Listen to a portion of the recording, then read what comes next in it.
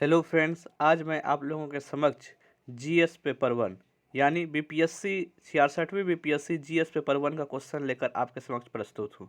तो फ्रेंड्स, आज हम लोग डिस्कस करेंगे कि 66वीं बीपीएससी का जीएस पेपर वन में किस प्रकार के क्वेश्चन पूछे गए थे और आगामी 67वीं बीपीएससी एग्जाम में इसमें क्या क्या बदलाव हो सकते हैं और हम लोग 66वीं बीपीएससी एग्जाम से क्या क्या सीख कर आगे का क्या क्या रणनीति बना सकते हैं। तो फ्रेंड्स, उस पर हम लोग आज बात करने वाले हैं। तो चलिए फ्रेंड्स, सबसे पहले बता दें कि जीएस पेपर वन में अगर बीपीएससी का बात करें तो इसमें 3 घंटे का 300 मार्क्स का होता है फ्रेंड्स, और ये मार्क्स आपके रिजल्ट में जुटता है। तो फ्रेंड्स, इसमें 3 खंड होते हैं, खंड क, ख और ग खंड, और टोटल फ्रेंड्स आपको 8 क्वेश्चन करने होते हैं।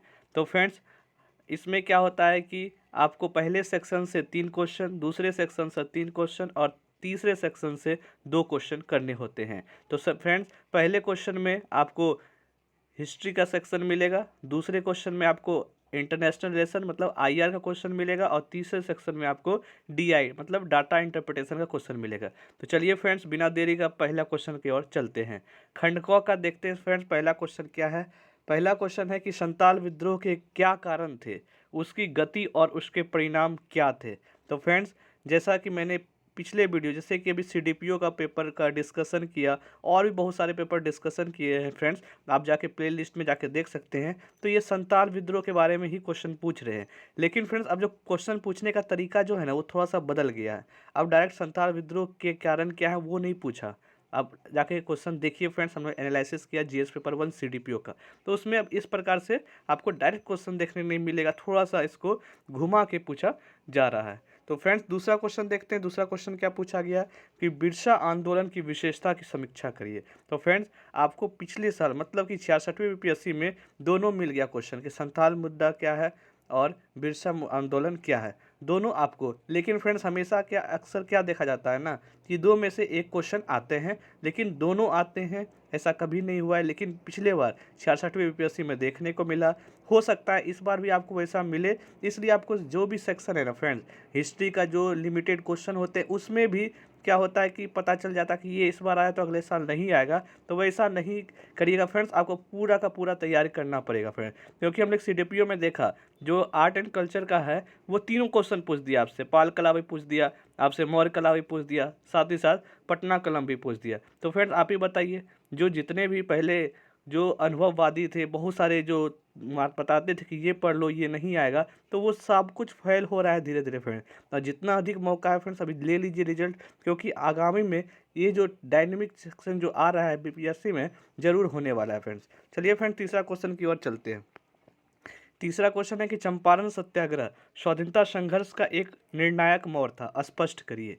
तो फ्रेंड्स, इसमें भी जो चंपारण सत्याग्रह है ये मतलब टॉपिक फिक्स है, लेकिन टॉपिक में क्वेश्चन क्या है बार बार बदल रहे हैं और डायनेमिक आ रहे हैं। इसमें जो सीडीपीओ में पूछा उसमें क्या पूछ दिया, गांधी जी के बारे में कि गांधी जी का क्या योगदान था, वो किस प्रकार से किए, मतलब इस टाइप से मतलब चंपारण ही पूछा गया है। तो अगर आप चंपारण पढ़ रहे हैं तो इसका हर पहलू देखिए कि चंपारण सत्याग्रह किसान के बारे में कैसा फेवर रहा, गांधी जी के बारे में क्या प्रभाव पड़ा, ये आगामी आंदोलन जो हुए उस पर क्या प्रभाव पड़ा, मतलब ओवरऑल आपको देखने की आवश्यकता है। अगर फ्रेंड्स चंपारण आंदोलन के बारे में भी देखना है फ्रेंड्स, आप जाइए, मैंने एक वीडियो चंपारण आंदोलन के बारे में डिटेल में इसका क्वेश्चन पेपर करवाया हूँ फ्रेंड्स।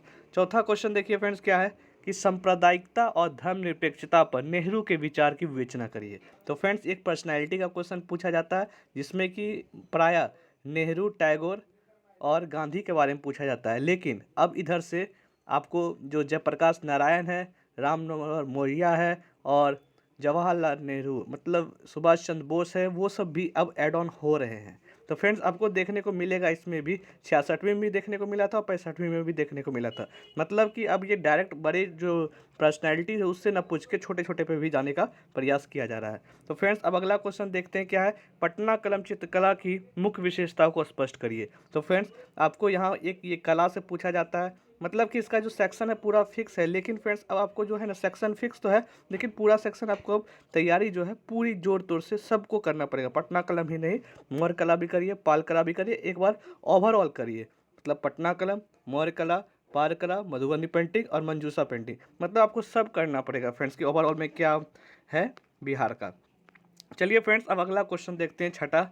छठा क्वेश्चन है क्या निम्नलिखित में से किन्हीं दो पर संक्षिप्त टिप्पणियां करिए। सत्याग्रह पर गांधी जी के विचार क्या है, जयप्रकाश नारायण और भारत छोड़ो आंदोलन क्या है, और सुभाष चंद्र बोस और आईएनए क्या है। मतलब कि आपको ये 1942 पूछ दिया, फिर ये भी है, तो मतलब इस पे आपको दो लिखना पड़ेगा। तो फ्रेंड्स बोले ना, जवाहरलाल सुभाष चंद्र बोस पे भी तैयार करना पड़ेगा आपको, जयप्रकाश नारायण पर भी, और गांधी पर करना ही करना पड़ेगा। ये फ्रेंड्स जो भी क्वेश्चन है ये पर्सनैलिटी में भी देखा जा सकता है।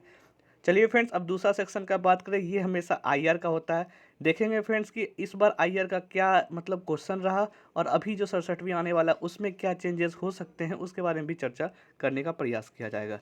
तो फ्रेंड्स पहला क्वेश्चन पूछा गया कि जैव ईंधन स्टारडस्ट 1.0 के द्वारा संचालित विश्व के प्रथम व्यापारिक रॉकेट को किस संगठन द्वारा शुरू किया गया है, विस्तार पूर्वक वर्णन करिए। तो फ्रेंड्स आपको भी मतलब इस टाइप का क्वेश्चन मिल सकता है, क्योंकि अभी इसरो के द्वारा बहुत सारा लॉन्चेस किए गए हैं, और अपना जो स्पेस जो है मतलब इसरो का है, वो स्पेस वर्ल्ड स्पेस में भी बहुत बड़ा योगदान है। तो मतलब कि अब जो है फ्रेंड्स इसके ऊपर भी आपको तैयार करने की आवश्यकता है। अगला क्वेश्चन देखिए फ्रेंड्स, क्या पूछा गया है। 12वें ब्रिक्स सम्मेलन के प्रमुख उभरते मुद्दों वैश्विक स्थिरता के लिए साझेदारी, साझा सुरक्षा और विकास के लिए अभिनव वृद्धि का वर्णन करिए। तो फ्रेंड्स आपको जो ये आईआर में एक सेक्शन होता है कि जितने भी इंस्टीट्यूट और बॉडीज़ हैं, जितने भी सम्मेलन होते हैं, उसके बारे में आपको करना पड़ेगा तैयार। तो फ्रेंड्स अभी हाल में आप देख सकते हैं कि COP27 जो पर्यावरण के ऊपर होता है, तो वो अभी हाल में हुआ है। फ्रेंड्स आपको उसके बारे में प्रिपेयर करना पड़ेगा। साथ ही SCO का भी अभी ताशकंद में ही हुआ है हाल ही में, आपको उसके बारे में भी तैयार करने की आवश्यकता है। और साथ ही साथ UNSC के बारे में भी, क्योंकि उसमें भी बहुत सारा वीटो पावर रशिया यूक्रेन का युद्ध के लिए हुआ है। और साथ ही साथ फ्रेंड्स आपको श्रीलंका के बारे में तो जरूर से तैयार करिए, क्योंकि अभी देख लीजिए फ्रेंड्स, अब इसीलिए बोलते हैं ना फ्रेंड्स कि प्रीवियस ईयर क्वेश्चन और जो हाल फिलहाल में जो क्वेश्चन होता है उस पर डिस्कस करना चाहिए। और मैंने सारा जो कि अगर आप बात करें AO का, उसका मैंने पेपर डिस्कस किया, वो भी प्लेलिस्ट में डाला हुआ है, आप जाकर देखिए। CDPO का क्वेश्चन वो भी डिस्कस किया है, प्रोजेक्ट मैनेजर का, मतलब जितने भी एग्जाम होते हैं ना फ्रेंड्स, उसका सारा मैंने डिस्कस करके क्वेश्चन किया है। आप जाके प्लेलिस्ट में जाके देखिए, सब आपको मिलेगा। अगला क्वेश्चन है फ्रेंड्स, भारत के विशेष संदर्भ में कोविड-19 महामारी के फैलाव के बाद आत्मनिर्भर भारत रोजगार योजना के हाल की प्रमुख विशेषताओं एवं प्रावधानों का परीक्षण करिए। तो फ्रेंड्स ये टॉपिक भी बहुत ही इंपॉर्टेंट है, कोविड-19, क्योंकि कोविड-19 से धीरे धीरे देश तो उभर रहा है, लेकिन अच्छे प्रकार से अभी उभर नहीं पाया है। आपको भी कोविड-19 के बारे में, साथ ही साथ आपको इंटरव्यू के लिए भी तैयार करना पड़ेगा फ्रेंड्स, और साथ ही साथ इसको साइंस एंड टेक्नोलॉजी में भी देखना पड़ेगा। कोविड-19 को साइंस एंड टेक्नोलॉजी के मद्देनजर मतलब उसके तहत किस प्रकार से इसका रोकथाम किया जा सकता है और बेरोजगार को कैसे दूर किया जा सकता है। फ्रेंड्स अगला क्वेश्चन देखते हैं, क्या पूछा गया कि भारत यूरोपीय संघ EU के माध्य व्यापक आधारभूत व्यापार और निवेश समझौता की विवेचना करिए। तो फ्रेंड्स बोला ना कि इंस्टीट्यूट आपको तैयार करना पड़ेगा, UNSC करना पड़ेगा, EU करना पड़ेगा, क्वाड करना पड़ेगा। और देख लीजिए फ्रेंड, क्वाड के बारे में डायरेक्ट क्वेश्चन आपसे CDPO में पूछ लिया गया। मतलब कि अब क्या फ्रेंड्स, अब आपको तैयारी जो है थोड़ा सा डायनेमिक और थोड़ा सा अपना दायरा बढ़ाइए, अपना सोचने की क्षमता बढ़ाइए, क्योंकि अगर आप अच्छे से समझ सकते हैं ना फ्रेंड्स, तो कुछ भी आप कर सकते हैं। अगला क्वेश्चन देखते हैं फ्रेंड्स, क्या पूछा गया है कि भारत में पर्यावरण सुरक्षा एवं स्थिरता के लिए मोबाइल ऐप हरित भारत संकल्प के बारे में विवेचना करिए। तो उस समय फ्रेंड्स एक ऐप लॉन्च हुआ है, मतलब आप समझ रहे हैं फ्रेंड्स कि मतलब एक मोबाइल का ऐप लॉन्च हुआ, उसके बारे में ये पूछा गया है। तो फ्रेंड्स अभी देख सकते हैं टीवी के बारे में, अभी द्रौपदी मुर्मू हाल ही में एक ऐप लॉन्च किया है, टीवी कैसे मुक्त करना है। तो फ्रेंड्स आपको भी उसके बारे में रिसर्च करना पड़ेगा, क्या है नहीं है, क्योंकि हो सकता है डायरेक्ट क्वेश्चन वहाँ से पूछ दे। और भी बहुत सारा जो ऐप होता है, पंचायती राज से भी लॉन्च किया गया है, गिरिराज सिंह की है, तो मतलब कि उस सब पे भी आपको इस पर ध्यान देने की अति आवश्यकता है।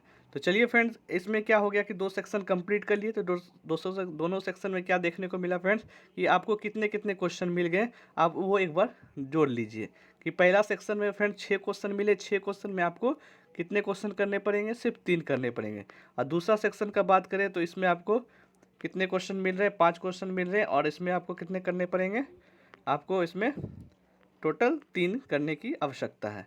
चलिए फ्रेंड्स तीसरा सेक्शन देखते हैं, इसमें आपको टोटल 4 क्वेश्चन मिलेंगे, जिसमें आपको सिर्फ 2 क्वेश्चन मिलेंगे, करने पड़ेंगे। तो फ्रेंड्स इसमें जो क्वेश्चन है आपको पाई चार्ट के बारे में पूछा गया है। तो फ्रेंड्स अगर आपको इसके बारे में जानना है, ये क्वेश्चन किस प्रकार से सॉल्व होगा, तो आप जाइएगा, उसमें एक सेक्शन बना होगा मेरे प्लेलिस्ट में DI डाटा इंटरप्रिटेशन करके। उसमें मैंने किस प्रकार से मतलब 72 में 70 नंबर किस प्रकार से आप क्या लिखिएगा नंबर मिलेगा, उसका डिटेल वीडियो मैंने आपको बना कर दिया गया है, क्या क्या लिखना है, क्या क्या लिखने की आवश्यकता है। और साथ ही साथ फ्रेंड अगर आप नए हैं, आपको नहीं पता है, तो इसमें कैलकुलेटर भी आप यूज कर सकते हैं। तो लेकिन फ्रेंड आपको क्या इस पर फोकस करना पड़ेगा, आप सिंपल मैथ जानिए कि रेशियो कैसे निकल रहा है, आप परसेंटेज कैसे निकल रहा है, आप जानिए कि इसमें सिंपल इंटरेस्ट कैसे होगा। तो मतलब थोड़ा थोड़ा थोड़ा थोड़ा आप समझिएगा ना फ्रेंड्स कि प्रॉफिट लॉस कैसे, तो आपको अब वहाँ पे बाद में जाके दिक्कत नहीं होगा। तो फ्रेंड्स पहला क्वेश्चन क्या पाई चार्ट से पूछा गया, दूसरा जो पूछा गया है फ्रेंड्स वो आप देख सकते हैं लाइन ग्राफ पूछा गया है। और फ्रेंड्स इसी प्रकार आप तीसरा क्वेश्चन देखिए, इसमें तीसरा किस प्रकार का क्वेश्चन पूछा गया है, ये तो उसी का हिंदी वर्जन है फ्रेंड्स। अगला क्वेश्चन देखिए क्या पूछा गया, ये आपको टेबुलर चार्ट के माध्यम से आपको पूछा गया है। इसके अलावा फ्रेंड्स अगर आप लास्ट का क्वेश्चन भी देखते हैं क्या पूछा गया, तो आपको बार ग्राफ में क्वेश्चन पूछा गया है। तो फ्रेंड्स अगर आपको इसका उत्तर चाहिए तो आप जाइए प्लेलिस्ट में, उसमें दिया गया 65वीं 64वीं 63वीं जितने भी प्रीवियस ईयर क्वेश्चन हैं डीआई के, वो भी मैंने डिस्कस किया है, साथ ही साथ नए क्वेश्चन भी लाके किया है। तो फ्रेंड्स अगर आपको जीएस पेपर 1 जीएस 2 मतलब हर सेक्शन का अलग, हिस्ट्री का अलग सेक्शन का प्लेलिस्ट बना हुआ है, पॉलिटी का अलग बना हुआ है, आपको हर सेक्शन का अलग अलग क्वेश्चन मिलेगा। आप जाइए प्लेलिस्ट में देखिए। और फ्रेंड्स मिलते हैं अब अगले वीडियो के साथ, तब तक के लिए thank you and have a nice day.